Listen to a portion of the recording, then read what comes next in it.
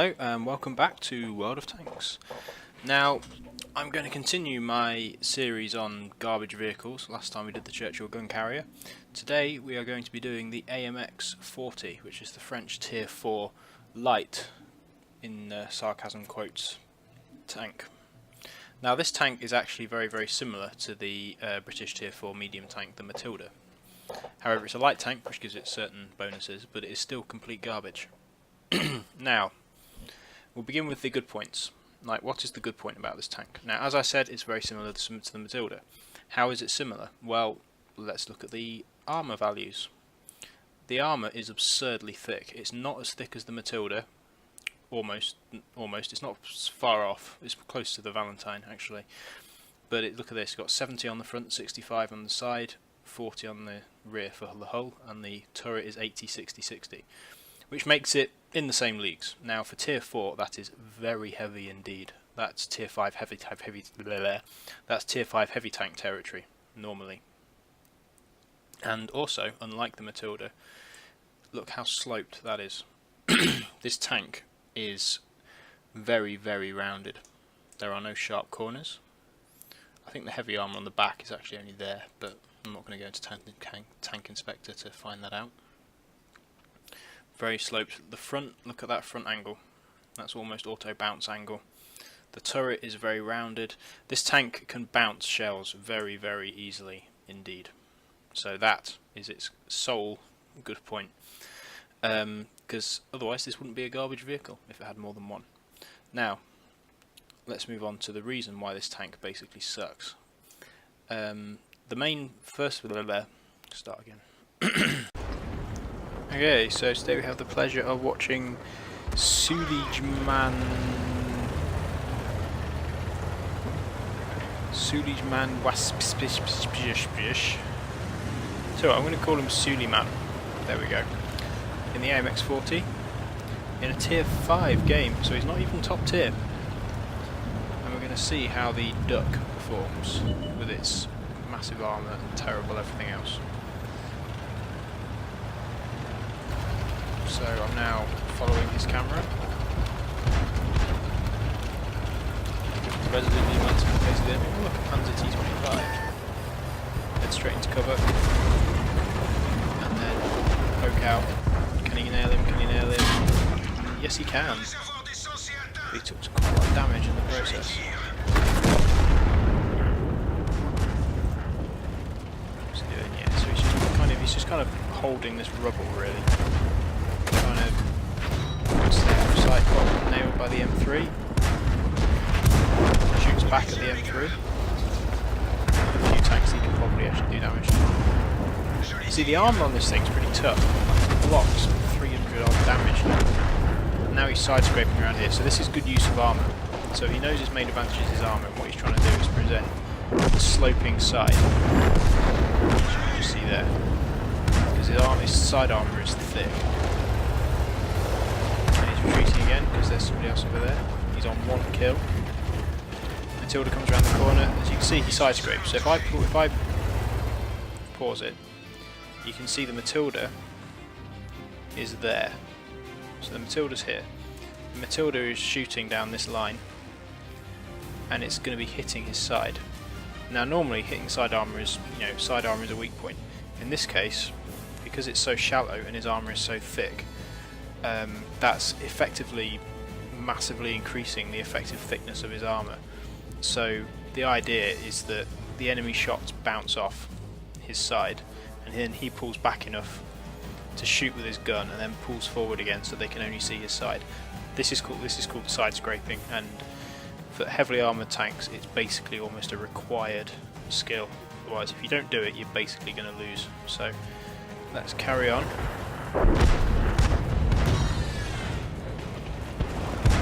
Fast. There we go, I think that's about right. So he's pulling forwards and backwards. I think he's waiting for somebody to come around so we can shoot them. And the Panzer T obliges, bounces a shot off his arm. Crippled tracks. Okay, yeah, his tracks got hit then, so he didn't take any actual damage. You see, this is absolutely masterful play. He's using basically his only advantage, which is his armour, and he's using it very well. Just holding this corner. One shot into the Sav. The Sav's trying to get him now as well. He's nicely angled, bounces the shot from the Sav. The Sav should be aiming at his top cupola. Oh, he took a shot then. Oh, he's getting nailed now. See, he's retreating, always keeping angled. T67. T67's not got the top gun. If the T67 had the top gun, he'd be dead. T67 does have enough penetration on his top gun to take him out. Lucky protection from there from somebody else. Matilda 4's now coming. He's angling again. Look at this side scraping. Angling against Matilda. Matilda's pulled back. Dude's on 2 kills now. Another AMX 40, who isn't aiming at him, but the AMX 40 bounces his shot. So he puts a shot into his rear armour. So that's 3 kills. Man, this guy is good. Wish I'd played this well when I had the AMX 40. I think when I had it, I can't even remember what I did. I think I had one good game, and that was basically it. Very slightly.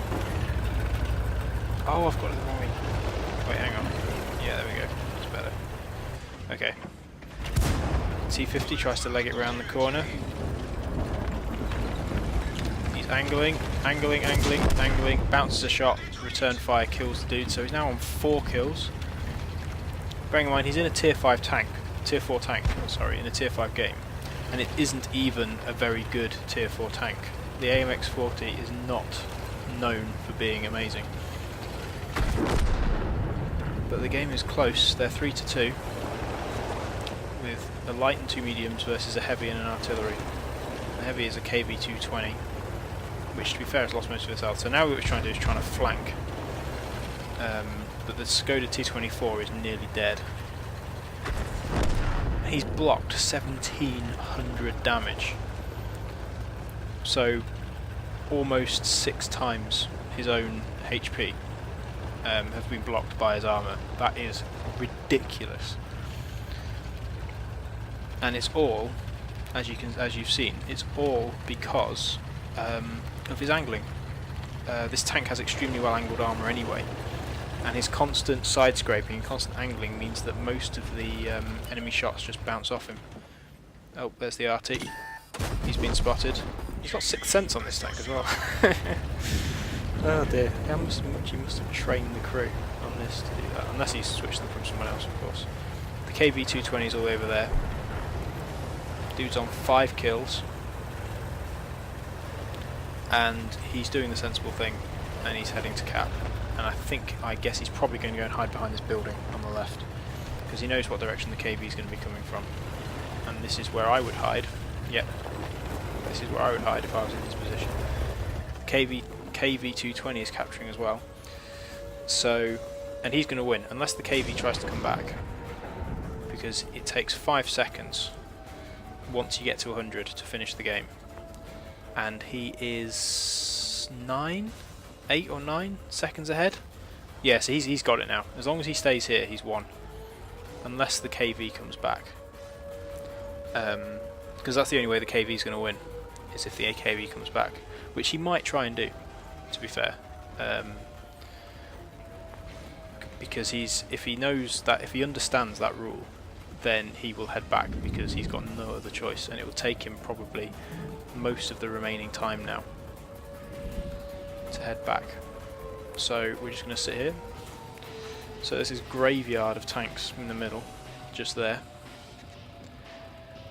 And yeah, that's pretty much it, to be honest. He's just sitting capping, which is very good going. So this dude gets Sulejman, has managed to amass 1745 in block damage, 1560 in damage from himself. He's got 5 kills, and now he's going to get a full capture as well. This game is amazing. I am very, very impressed. So, yep, he's won. that's that, and let's go to the battle results. Okay, so battle results. Now, SulejmanWspanialy did an absolutely cracking job in that, and he's got a laundry list of medals. So let's start with the left-hand ones. He got a Ace Tanker badge, obviously, and then a whole bunch of others. Bruiser for damaging enemies' modules or injuring crew members at least 5 times. He got the Fighter medal for destroying 4 or 5 enemy vehicles in one battle. He got Fire for effect, which is causing more damage to enemy vehicles than the hit points of your vehicle. He had that several times, I think. Shell proof, have total damage blocked by armour exceed the hit points of your vehicle. Yes, he managed to do 5 times that, so that was pretty good. And then his main battle medals: cool-headed, survive at least 10 ricochets and non-penetrations in a row. Yep, I think we saw him do that pretty convincingly. Steel wall, receiving the most hits, at least 11 of any player on your team, with potential damage of at least 1000 HP and survive. In a tier 4 light tank, the AMX 40 is possibly the only tier 4 light tank that could tank that kind of damage. The Matilda doesn't count because the Matilda's a medium tank. The Matilda is the only other one that could take that amount of damage and survive. Actually that's not quite true. The Valentine could possibly do it, now I think of it, but the Valentine's got nothing like the roundedness of the AMX armour, and I think its armour is slightly lighter. But the AMX 40 is one of the few that could do that. It's about the only thing it's got going for it, but you know. And then finally he got the Invader medal for capturing the maximum number of points from the enemy base, but not less than 80. So he pretty much nailed that entire game. Here's all of the guys who he did something to in some fashion, all the way down here. So he spotted a whole bunch of them as well. This is all the damage that he tanked, all of the bounce shots, and then all of the modules that he hurt, and then all the damage he did and all the kills. So yeah, this guy is really, really good. I don't know what his playstats are like in general, but this particular game was really, really good. He came top in an AMX 40 in a tier 5 battle. That's how ridiculously well he played in this game. Only the enemy, actually the enemy team did alright. Only 3 of their players came anywhere close. It's just half of their team did so badly that it kind of compensated for it. But he pretty much took that game. I mean, he got almost triple the experience, or almost double the experience of the next best person. And yeah, he just, oh man, I don't even have the words. And detailed report, yeah. I mean, he lost. He must have used a lot of premium ammo, actually. I wasn't really paying attention. But he lost 8,000 credits on that game, so I would guess that this is the premium ammo that he used up. But yeah, look at these numbers. This is really good. So that, ladies and gentlemen, is SulejmanWspanialy showing how you play an AMX 40 when you know what you're doing.